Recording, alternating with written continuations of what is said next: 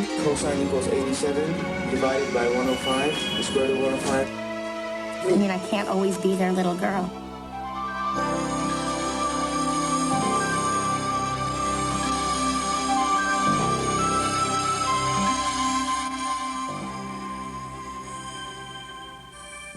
Human beings have much in common. Human genes, a human biology, a human timetable for developing from infancy to adulthood. Being with your friends. Sit down for me. Yet each is unique.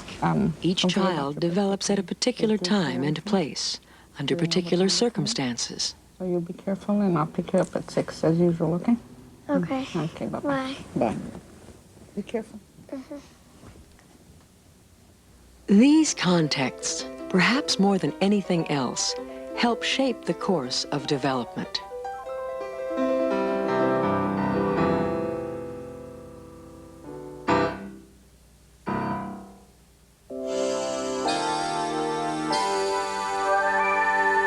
Context is a difficult thing to define because it is really interwoven with everything else. And that may be its definition. The word comes from weaving. So if you can imagine things woven together, like textile, context. And so context is what weaves everything together. The human being in activity, in cultural context, as wide as you want to take it. Developmentalists believe it's important to look at context when you study the development of children. In one conceptualization of context that Yuri Bronfenbrenner proposes, this is looked at as 4 concentric rings. In the innermost ring is the child's biological context. The second ring surrounding that is the immediate environment. And then third, surrounding the immediate environment, is the social-economic context. And finally, beyond all of those, the cultural context. To study development in context means studying development in a way in which it had not been studied for most of the history of my science, psychology, at least not extensively. It means studying behavior in the actual settings in which human beings live and grow. And that means not just in the United States, it means not just now, it means historically where we can get the data, it means in different cultures, it means wherever real life happens. Initially, in the field of developmental psychology, many researchers thought we could ignore context and focus only on individual children. And it became clear that in ignoring context, we couldn't study individual children, that no child, no human being exists outside of the context in which they function. And so it's been a learning experience to find that children really are a part of their context, and their context is a part of them. No, he blew it all. What we had to do was move out of the laboratory and begin to look at the child in some experiential context. And the simplest one was looking at mother-child interaction. So we bring the mother and child into the laboratory, and we put the child in front of the mother and say, now behave towards your child as you do naturally, or smile at your child and interact, or play with your child. And then we'd look at that behavior and try to predict how the child would turn out. The predictions weren't very strong, little better than just looking at the child alone. And what people began to realize was that for some mothers, when we brought them into the laboratory, sat them down in front of their child and say, do what you do normally, this was not a normal situation. They'd never done this before in their lives. They'd never played with their child before in their lives. So then we decided, well, we better go into the homes to find out what mothers are really doing with the interactions. Well, we discovered in our own research, one of the things they never do in the laboratory that we saw very frequently in the home is that mothers leave. They go in the other room. They don't interact. So here was a series of escalations where we wanted to understand the influences on development. We start with just looking at the child in the lab situation, then looking at the child and the mother in the lab situation, then saying we have to look at the child and mother in the home. In each case, we have to expand the context because human beings are growing up in a natural environment with all the influences that are going on in the natural environment. Most of the efforts to study individuals without considering context have been too oversimplified. We find that if we look at the same individual in different situations, they look quite different. So that a person who may be able to do well on a math test may do very poorly in expressing themselves. Or they may do very well in arguing somebody into their point of view, but be quite poor in some other aspect of functioning. This provides mutual exclusivity, and therefore the negative plan then prevails. The contexts of development are important not just for the growth of children, but for all living systems. Plant a rose in sand and you get a different flower than if you plant it in rich soil. And one thing that's very important for parents and scientists to understand is that the final product you see, whether it's a child or a rose, is a function of what is in the entity, in this case the child, and the context in which it grows. So if we take two children who have the same biology and we put one in an impoverished environment surrounded by skepticism and hopelessness, you'll get a different outcome than if you place that very same child, identical biology, in an environment that's more hopeful and stimulating and economically secure, or a different culture. Contexts are not something you add on. Contexts are an intrinsic part of the formative factors for a child, as the soil is to the plant.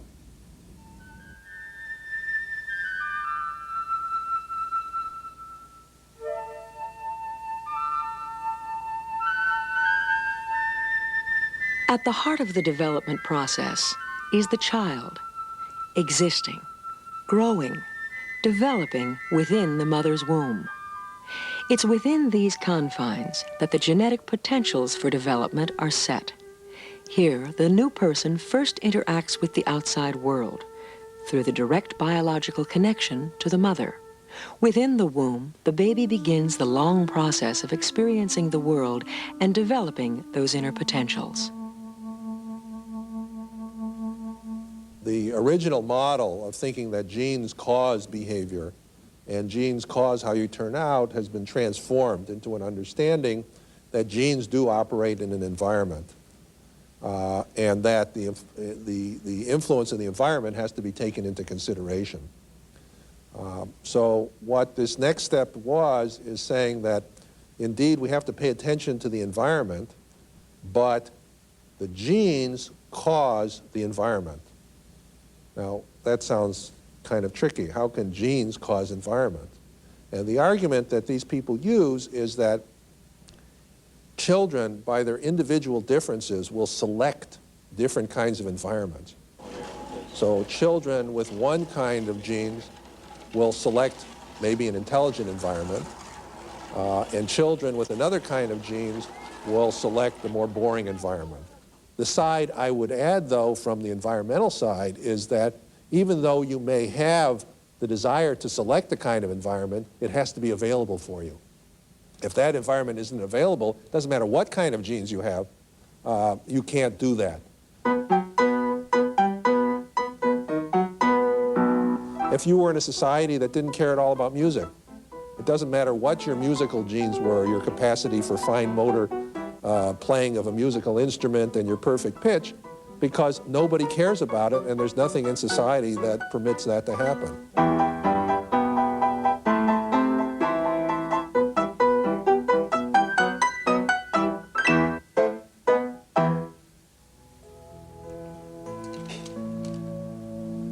Whatever genes or environment life provides, infants instinctively adapt and become an integral part of the social context in which they are developing. Infants are born with innate capacities to see and hear and to be responsive to human stimulation. So they are born with a predilection to look at people, to listen to their voices, to follow movements of their heads. And these capacities provide a framework that parents and others can then use for helping the child to become social. You gonna go to sleep? No? Yes? What the baby does is to organize their experience, to form all the categories necessary of the things that they can see and to make some sense out of it. Now, one of the things about development that we agree on pretty much is development is largely not smooth. It's not like going up an inclined plane. It's more like going up a stairs, where all of a sudden the kid can do things that they couldn't do, and that these discontinuous leaps in development are well known, and the ages are pretty well known. Like at 2 or 3 months, the baby can start to smile to things external. The baby will start to look differently at patterns, will look in the mom's eyes instead of just around the face. The baby will do a whole number of things having to do with much greater sociability. And it's a leap. It happens very quickly. There is perhaps no stronger influence on a young child's social and emotional development than their relationship with others. It's very hard to understand a child separate from its primary caregivers, usually the mother. That is, if the child's got a problem, it's not a problem strictly in the child. It's a problem in a relationship. It could be a problem that the mother is creating in terms of not knowing very much about how to raise children, not being very interested in her child, being an adolescent mother who is not mature enough herself to realize that she even has a baby to take care of and not just a doll. But if we see a problem in the child, usually we can't treat the child alone. We have to treat the relationship. The kinds of things we see in early infancy are sleep problems, feeding problems, weight gain problems. And when we analyze most of those, if there's not some physical illness, it's usually a relationship problem. I think it's important that the parent realize that so much is going on inside the baby's head, that the baby does have a worldview of himself and of others.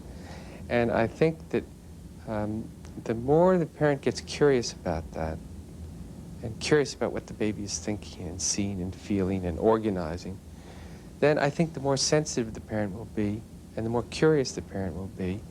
And I think that allows them to sort of watch their child and be responsive to the child in a more open and wondrous way. Somebody get your...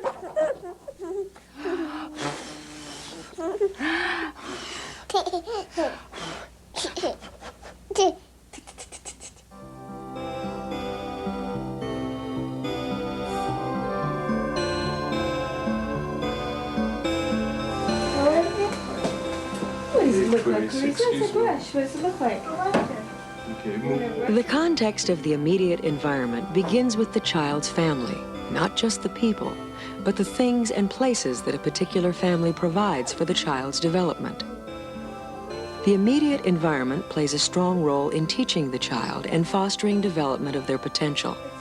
It is here, through a process called scaffolding, that we see how a child's mental and emotional development are intertwined in social interaction. Hello. Parents and teachers provide a scaffold for the child's skills so that the child can perform at a higher level than he could perform on his own. That's right. That's one. In this situation, the baby is trying to carry out a set of acts that involve putting objects in containers. Her mother provides a scaffold to help her carry out a more complex set of acts and to help her sustain the acts that she's doing. So once the container is filled, she can't put any more in, but she keeps trying to. Mother, in order to facilitate this, to scaffold it, dumps out the objects and orients the container in a way so that the child can easily put objects back into the container. In fact, the child has come to expect this so much that she complains a little bit. Okay, okay. You don't have to be so upset. I know. Okay, that's one. We see scaffolding in development from birth on, and starting in the preschool years and even more effectively in middle childhood, we see peers scaffolding one another, that is, providing part of what's necessary to solve some task or learn some new information. A lot of children's day is spent in time that's not meant to be instructional, but they're learning a great deal. Children are active observers and participants, and as we make decisions for children and as children make decisions for themselves about where they are, with whom, doing what, with what materials, that's a very important part of what I call guided participation. Parents at all ages have a responsibility to set limits and provide limits and guidelines that the child can't. It just changes over time what those limits and guidelines are that are needed from the parent. In middle childhood, there is a lot of structuring that parents still do. Especially in early adolescence, it is important for parents to set rules and guidelines, things like curfews. Well, can I go to the movies with Kimmy tonight? You and Kimmy and who else? What adult? I don't know. You don't know? Well, you know you don't go out at night with no adults? At each phase of development, the child's exploring further out. But at each stage, they need to know that there are limits out there and that the parent will be there to set them. What the stereotype has been is that there's a sort of breaking apart of parent-child bonds to enable the child to be a separate individual, an autonomous individual. What we're finding, and what other people who are working on this problem are finding, is that this transition is really about making a balance between beginning to function more as an individual on the part of the child and maintaining connectedness or maintaining relationships that are positive and beneficial with other members of the family. So there's this dual process going on, change, but also within a context of continuous supportive emotional relationships. Of course, family members aren't the only people influencing the developing child. From very early in life, children are interested in other children. I mean, if you ever wheel a baby down the street in a little stroller and another baby is wheeled the other direction, you'll see two little heads whip around, you know, like they're on rubber bands to look at each other. So being interested in peers is there very early. And that expands in the toddler period when children are busily exploring objects in the world and also peers. And peers are much more interesting than any other object you can find, so they're quite interested in each other and they interact a great deal. They still aren't probably cognitively advanced enough at that age to have what I would call genuine peer relationships.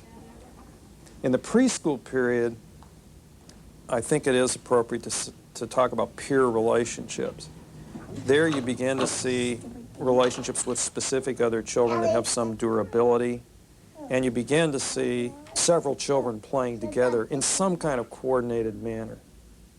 In middle childhood, there is an incredible advance in peer relationships because, first of all, by this age, the child is spending as much time with peers as they are with parents, if not more. And at that age, you're capable of developing close and genuine friendships that endure over time. So peers become very important. The final stage of this is adolescence, in which children develop what can be properly termed intimate relationships with another. The recognition that I know you're sharing with me a tender feeling, and I know this is a private feeling, and I know you know that the feeling I'm sharing with you is tender and private. And we have to know that about each other to really evolve the kind of trust that adults think of in intimate relationships. Personal relationships are just one way growing children become more independent of their parents and expand the contexts that influence their development. What has happened since the turn of the century is that young people, teenagers, spend more and more time with other teenagers. So many teenagers, starting about 7 a.m. in the morning when their friends pick them up if they have an early class, go through the day with other teenagers. If they have part-time jobs, they work with other teenagers. If they're in after-school activities, that's with other teenagers. They come home and then they get on the phone for 2 hours with other teenagers, so that their central and primary group shifts from being the family to other adolescents. So the peer group is a very influential part of adolescence. People, especially parents, are often concerned about the influence of peers on values and behavior. Are children conformists? Do they conform to what their peers want? Do they just do what the peers say? It turns out that that's an oversimplistic idea. First of all, peers tend to have influence on very specific arenas of behavior, such as the way you dress, hairstyle, mannerisms, jargon, and so forth. Parents, through childhood and even adolescence, have more influence on basic values that the child has.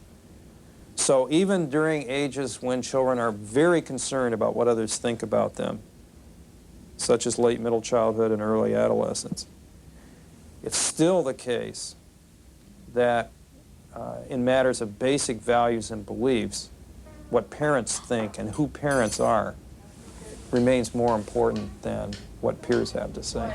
What did you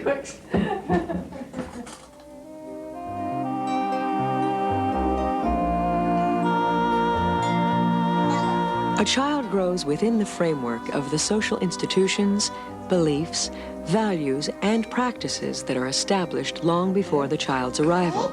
We can see how such contexts as social class and culture affect development, what they give to the child, and what they ask of the child. One generation is providing the background that the next generation builds on.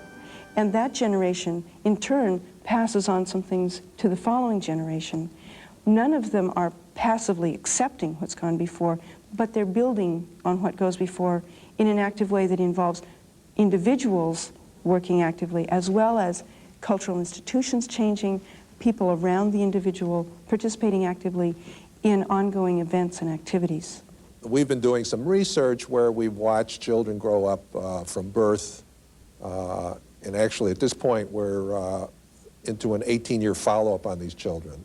What we began to do was look at what were the important determinants of these children's two aspects of their behavior. One was their intellectual development as expressed in an IQ score, and the other was their social-emotional capacity, that is, their ability to behave in social situations, to control their emotions, not to go crazy.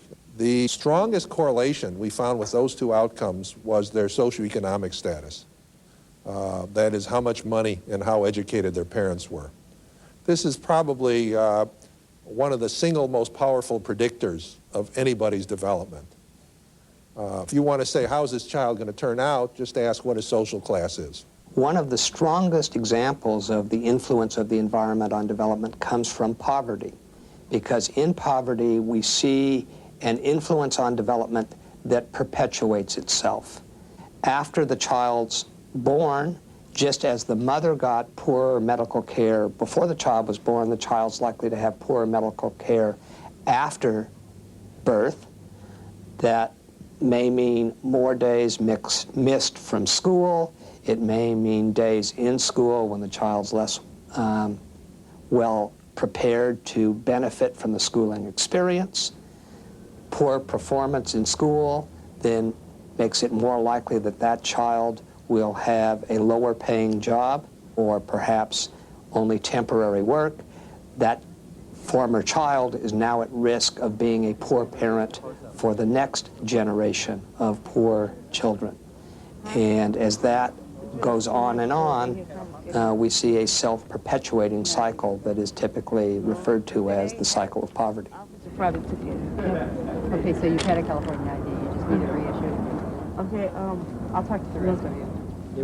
Another level of context is the broader community in terms of, is this a neighborhood that's high crime? Is this a rural neighborhood? Is this a dense urban neighborhood? Those kinds of factors are going to have bearing on how the family functions. Think for a minute, for example, if it's a high crime neighborhood, certain kinds of parent-child relationships will be very tight and very controlling in order to protect the child. Unfortunately, in other cases, they won't be, so that when the child walks out into that street, almost anything can happen, and all too often, frightening things happen. But we can go beyond that level of context and really talk about the culture of the society in which the child is embedded. A good way to get a handle on that is to contrast, let's say, growing up in Japanese society and growing up in American society. Japan is a culture in which relationships are designed to foster dependency. It's a small island, there are a lot of people, they need a lot of cooperation, and we know they have lifelong employment. They have a philosophy of interdependence at a societal level. What does that breed in terms of these smaller microsystems of society? You see very close mother-infant relationships. Mothers are concerned about their babies becoming too independent. They want to cultivate and promote dependence.